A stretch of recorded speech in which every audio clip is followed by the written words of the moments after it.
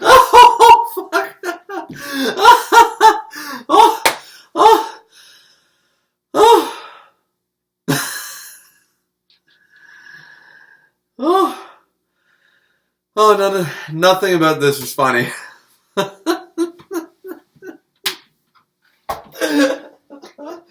No, nothing, not a goddamn thing about this is funny. No, it really is not. Welcome, ladies and gentlemen, Behind the Bar Reviews. You guys all know the drill. 7 Deadly Sins, chapter 340, Griever here. Alright, so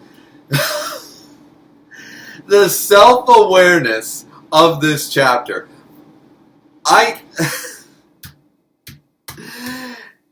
It's not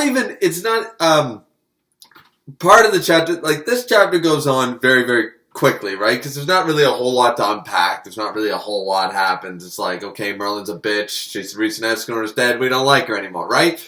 So, I mean, we always knew she was a cheat code and a game shark, but that's the kicker.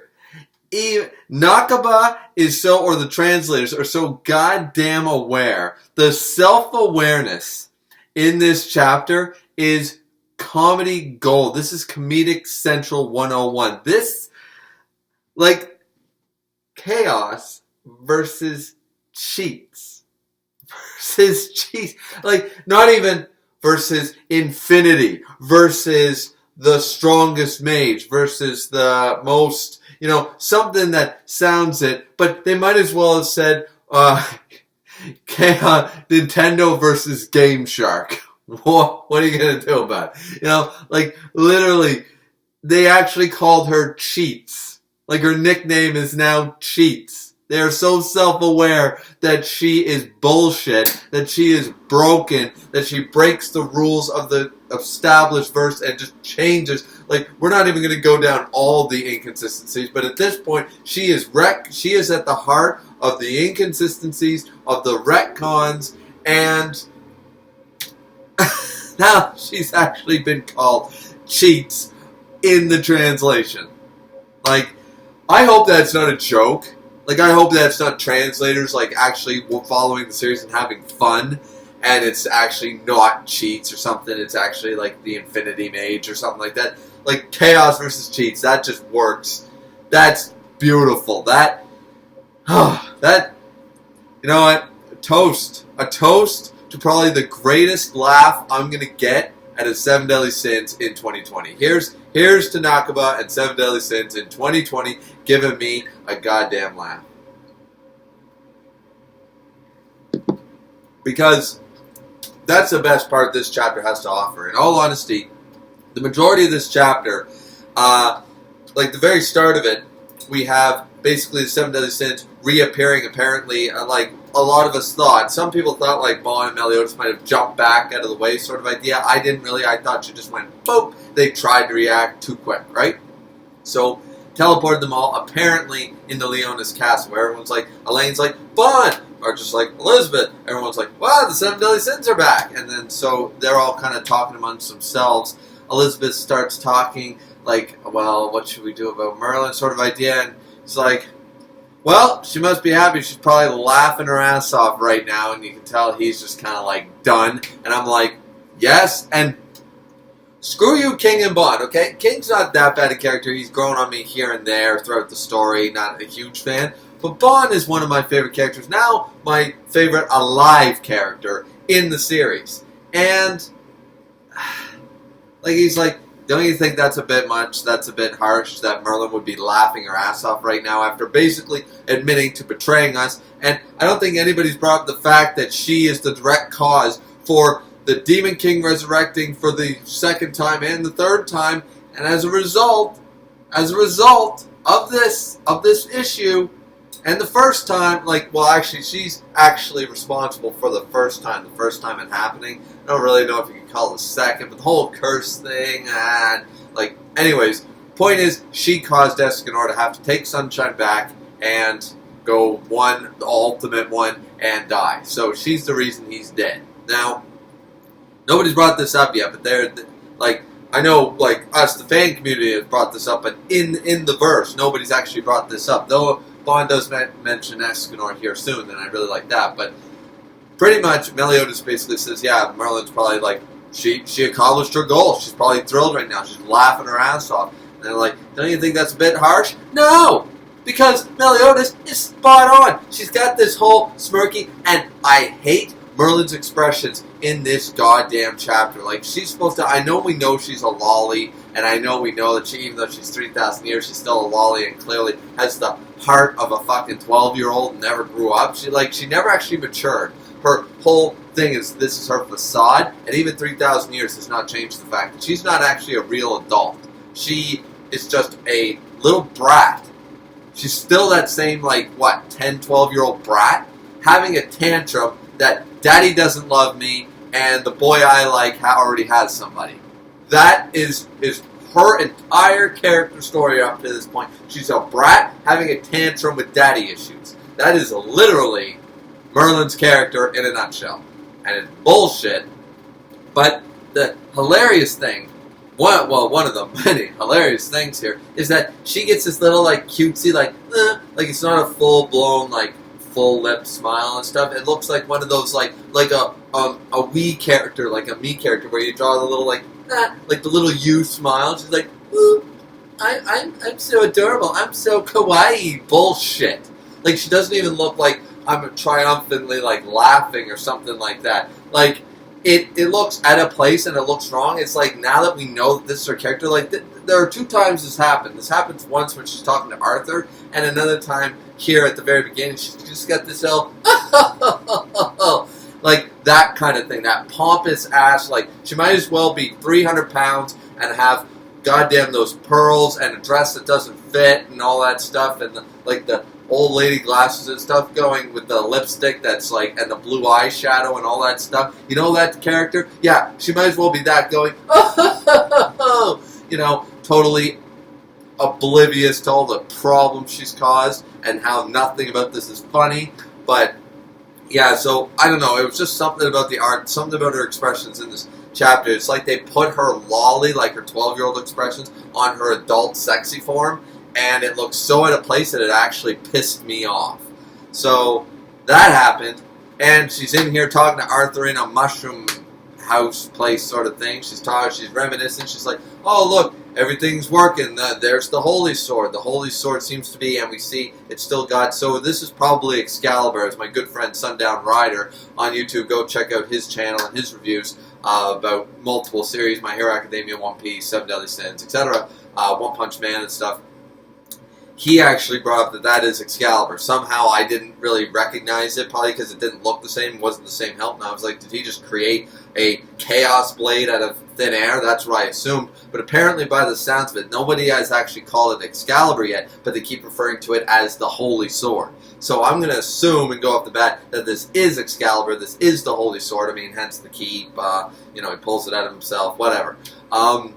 That's the whole deal. That's really cool, fine dandy, because it looks cool, with the demon wings and the angel wings coming off of it constantly, sort of idea. And as we see, later on, it still has, some transforming to do. I think Merlin's probably incorrect about this, because what we see from both Merlin and Meliodas' perspectives, or Arthur's perspective, is Arthur doesn't blame Merlin for this, because he's like, hey, this is good, because at the end of the day, this is a balanced thing, that nothing should go wrong, right? Not a thing can go wrong because I'm a good-natured person. So the power of chaos is very dangerous, yes, but as long as you stay good-hearted, everything will work out fine.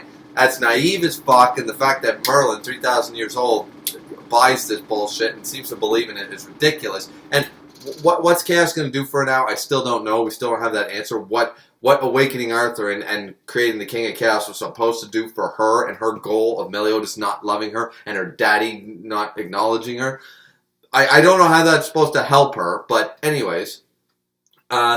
And here he basically, like, he wakes up and stuff. He created a mushroom house. He's been making things subconsciously. Dangerous as hell. Spider-Man 1990, Secret Wars called. We saw what happened with Doctor Doom, people. Like, it's the same thing. You can't control a power that is beyond mortals, beyond humans, subconsciously. Even if, like, when you're sleeping, if you're subconsciously, if your emotions get the better of you, because humans are volatile and we are slaves to our emotions and our fears and all that stuff. You know, we are a balanced creature, as they've been bringing up. Well, that means that it's not going to be all sunshine and rainbows all the time. If Arthur missteps just for one moment, darkness galore, you know, but only for a second. But that 1 second is enough to warp all reality, warp an entire world, create black holes, do all this crazy shit.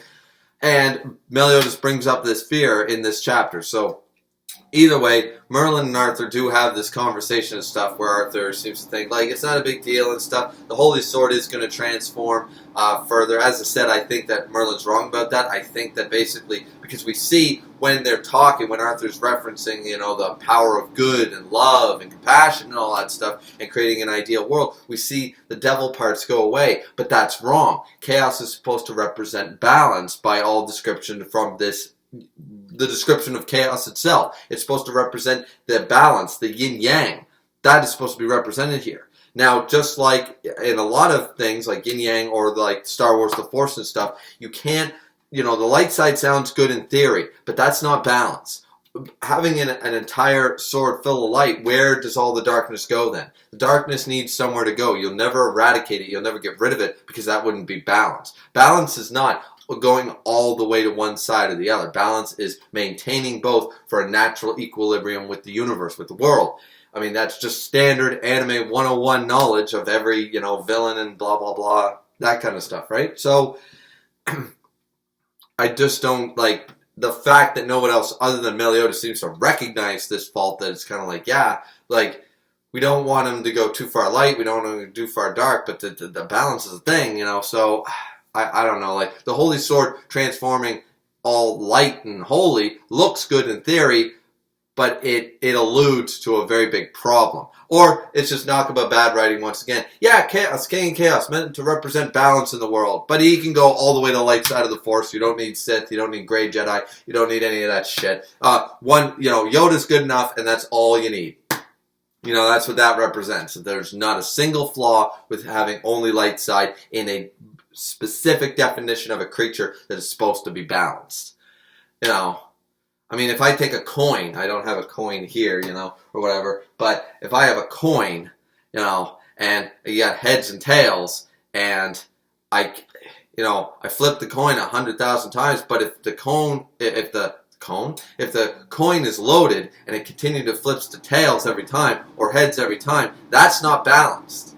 The thing is not a balanced coin. It can never flip back to tails or heads respectively. That's not a balanced coin. That's a loaded coin.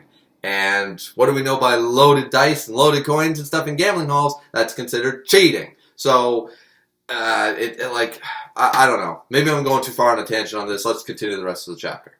Now, before I forget, I just want to bring up, there was a panel. Now, generally, you guys know I try to limit or not show panels at all in my reviews, but here we had an edit by one of my members of my Discord, who is constantly, you know, watching live streams and dropping stuff. Trombonist Abby, I believe is how I'm supposed to say that. Big member of my Discord all the time, stands Escanor just like I do, blah, blah, blah. Sent me a thing, like, in the Discord, showed it in the general chat, and it was an edit of one of the panels this chapter, and I found it really accurate, so I'm going to pull it up right here. So you guys can see, because I kind of laughed at this too, like, once again, the self-awareness in this chapter, once again, not just with that one little throwaway line here at the end of the chapter, but right here, I think this accurately depicts basically all of the feelings of everyone involved in this series completely, you know? Like, it's sad funny, if that makes sense. I find it, like, sad funny that we've come to this, but the rest of the chapter, simply, I just wanted to showcase that, because I thought it was pretty funny and stuff, and I did get permission to use it and all that stuff. You know, I don't like to steal people's things and say, yeah, check this out, you know, no credit, because I thought it was funny. I'm not sure if Trombonist Abby got it from anywheres or made it themselves. either way, pretty cool. So, that being said, the rest of the chapter, other than one throwaway thing from Gother, which is very strange. Like, okay, first off, one thing doesn't make sense. Like, okay, Meliodas is talking with the Sins, and basically after that one scene that I just showed that was made fun of, those panels, and they reference that Escanor isn't here anymore and sort of idea, and I'm like, come on, bring him back. Like, at this point, bring Escanor back to right the wrongs. You know, at this point, I don't care. Zeldris is on vacation, having a honeymoon, and Escanor's dead. I don't even know why we're reading this anymore, but because I guess this is the start of the Arthur spin-off tale or whatever, and I guess they didn't decide to actually do a proper spin-off series. Either way, when Meliodas is talking to everyone about, you know, Arthur could subconsciously create a world of darkness, if he ever got corrupted, if anything ever happened, it'd be a power that we couldn't even fathom and stuff like that. This is very, very dangerous. He shows, you know, the disasters that could occur with the world and the reality warping and all this stuff. It says, well, you know, we just don't have time for this now. There are two things, as I said. One is Gother, apparently, because Meliodas says, well, I don't know what Merlin's thinking, so we're just going to have to go ask her directly. I'm like, that's literally what you just did. You did that. The lake answered.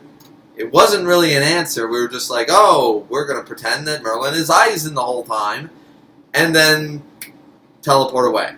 So you already tried that. It failed. So now you're going to go again and do the exact same thing. I don't know. You tried to get a straight answer out of her, and she never really answered you.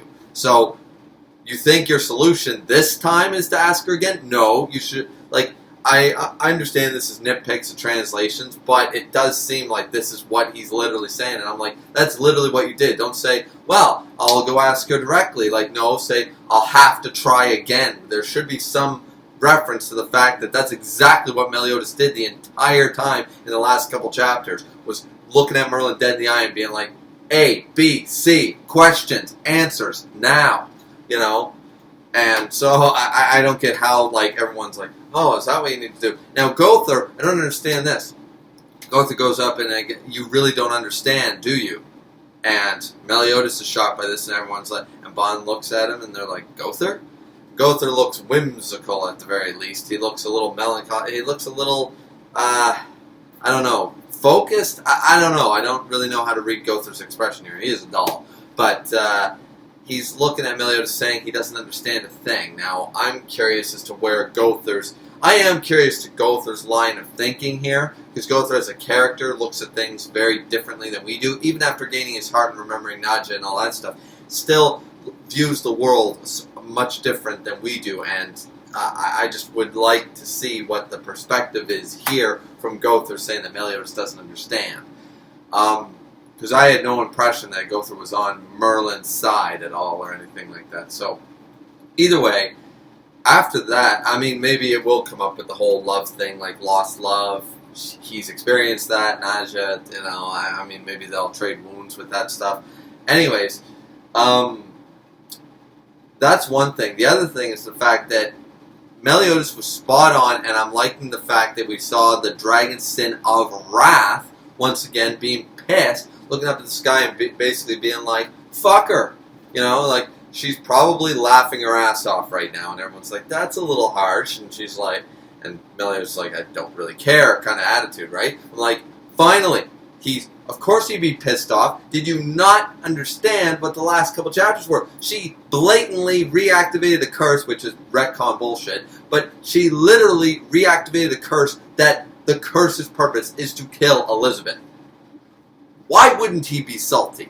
Why wouldn't he be pissed? What do you mean that's a bit much? She killed one of your own comrades inadvertently, destroyed basically everything that has happened, every trauma you guys have gone through. The death of Helbram could be, like, every single thing that has gone on in this series, every character death, every tragedy that has happened and befallen everybody, can all be linked back to Merlin being a greedy, spoiled brat.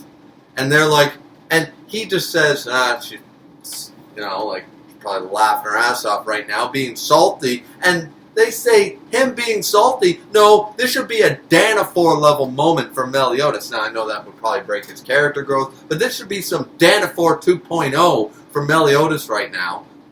It's Dana 4 2.0 for the fan, what's left of us, the Seven Deadly Sins fan community. So, I don't get that. But then he ruins it. Like, I was on board. I was like, okay, you guys are stupid. Meliodas, be saltier. Like you're just dabbling a little bit of salt. Take that salt shaker, man. Open that top and pour it down. Make it unedible levels of salt into this dish. You know what I'm saying? So, at that point, I was like, I'm on board.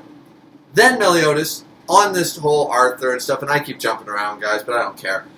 During this whole conversation and stuff, he says, yeah, no, I wasn't being, like, mean or sarcastic or anything when I said that she would be laughing.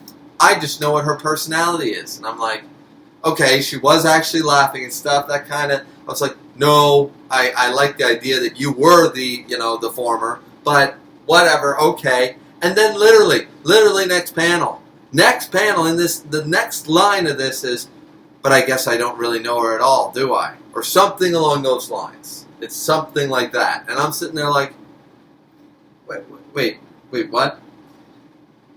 Merlin's probably laughing her ass off right now. That wasn't meant to be mean-spirited or sarcastic. I just know her. But I don't know her at all.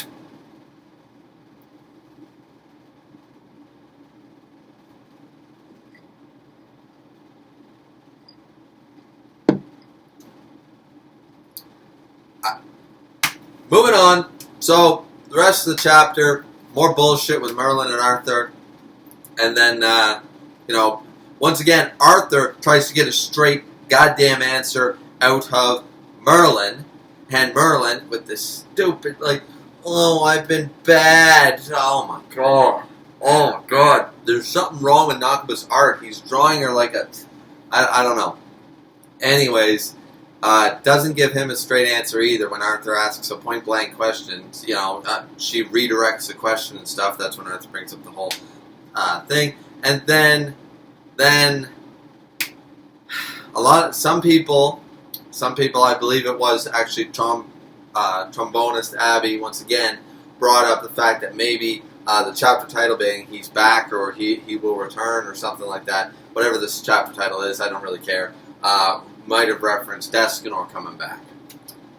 And nope, it's just Kath. Kath is back, looking better, looking more menacing, I like the design. Probably my favorite panel from the chapter. But, okay, so Kath's back. So now, a fragment of chaos can't be destroyed by the entirety of chaos. And they're going to go off on this limb that they've been throwing at us down our throats that, for the last 2 chapters, Arthur can't control his power. Arthur might be the king of chaos, but it's unpolished. He can't control it yet and all this stuff. They're going to go off on that. We still don't know what the hell Kath is. I know Sundown complained about it, asked me for answers in his review, and I was like, dude, I asked the same questions. I did a whole live stream ranting for 45 minutes. Go check it out. That I don't know what Kath is supposed to be. Where did Kath come from and what it is still not explained. Even though Naka put it in black and white, Naka wrote the description, it doesn't make sense. It's just words thrown on paper that make no sense. They don't add up. So, we still don't know. But once again, power scaling here, this makes no sense. Arthur literally destroyed this thing. And if you want to say, oh, well, you can't really destroy it, I just don't even buy any of this anymore. Okay, so Kath is not destroyed. He's like, oh, I was sure I destroyed him. I disintegrated him down to nothing. It's like poor Arthur fans, because even when Arthur gets a W, he takes an L. It's sad. No, Kath should not be alive. I don't care that he's got a fragment of chaos or whatever inside of him. Arthur is all of chaos. Oh, well, he can't control it yet. Okay, uncontrolled 95% of a god versus 5% of a god. 95% doesn't really know how to use it, still brings down the 95% that he thinks he can use when he subconsciously reality warps in his sleep. But focused on destroying this entity doesn't, it doesn't make sense that Kath is back. That's my point. Anyways, Kath is back. okay, whatever. It's stupid. I don't really care. And the final page makes up for it completely because it's Merlin shows up because I guess Arthur, of course, is very tired after his ordeal, blah, blah, blah. Merlin goes up and be like, I will be your opponent. And it's Chaos versus Cheats. And I'm like, Merlin's about to get bodied.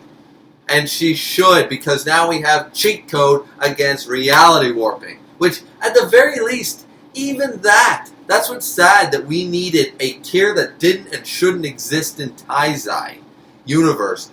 Just to, it's like when you do verse-up matches, you know? Like parody characters versus shonen protagonists or something, right? Or saying, you know, like Goku and Vegeta, planet level. Doesn't matter how goddamn cool Naruto, Ichigo, you know, Luffy and all them are. The Dragon Ball Z universe bodies most shonen, okay? They are planet universe busting level characters. You know, they're Kamehameha can destroy like a solar system. It's not just not, yes, it's never happened, but whatever. Goku doesn't destroy things. Well, my point being is that, like, at this point, like, Goku would be completely overpowered and out of place in the One Piece world, right? I think we can all agree on that. This is basically having the fact that they have such a broken goddamn ability character that the ability just gets retconned to suit her needs. That's why they're calling her cheats here. And they literally had to bring basically a character with no build-up from another, like, universe, pretty much. Another manga-verse that has this OP, like, galaxy, solar system level shit just to combat the brokenness. That's what it feels like. You know, because Chaos feels like retcon, out of place, inconsistent, out of nowhere bullshit, right? That's because it is, but it's like basically bringing Goku into Taizai just so that Merlin can't cheat her way to victory anymore. Like, okay, we tried to play by the rules of what's established in the universe, the magic system, you know, what the limitations are, but she's too broken, so it's like, alright, now we just bring in a Goku. Bring in Thanos with the Infinity Gauntlet into Taizai just to solve these problems. Like, that is so, it's black and white, obvious to me. It was hilarious reading that, so I can't even be mad. Like, of course this chapter was not good with the problems and stuff, but at least it gave me a goddamn good laugh there. That last part, oh, that made the whole chapter better. Because I recognized the self-awareness of the rest of the chapter, pointed out once again by those panels shown before, and this last part, just like Chaos versus Cheats. It's like, yeah, okay, so you might as well call her Merlin the Game Shark, and I'm surprised they didn't call her, like, the Shark Sin or something like that, just because it's just... Anyways, point is, guys, that's the review. What did you think of Chapter 340? Of course it was good for a laugh, but wasn't very good. Not really. Still didn't explain anything. Until we get some explanations that actually make sense and don't retcon everything or create inconsistencies with the established inconsistent story, then, you know, I don't think I'm going to be very happy with any of these chapters. Cat's design looks cool. The more evolved design looks cool. So he's been digivolving and stuff. Fine, dandy. But yeah, like, comment, subscribe. If you enjoyed the review, don't forget to hit the bell notification if you guys want to know every single time I drop a video. You can also do that by joining the Discord. Link will be in the box below for you guys to join and chat and stuff like that. I'm not always active on there, but it's a growing process, just like a YouTube channel. So, you know, all that fun jazz. Also, shout out to True Dragon Gums, who left my Discord and stuff. Going through a very bad time right now. Left quite a number of servers, as far as we're aware, from Discord. Don't know a whole lot about the situation. Just know that dealing with some personal shit, dealing with some, you know, personal problems and stuff like that. And wish them all the best and stuff like that. So here's to True Dragon Gums. If you're watching these videos still and stuff like that, here's to you, buddy. Just hope he feels better and everything with everything that's going on. And yeah. That being said, 7 Deadly Sins, strict responsibility as always, Chapter 340 review. Yeah.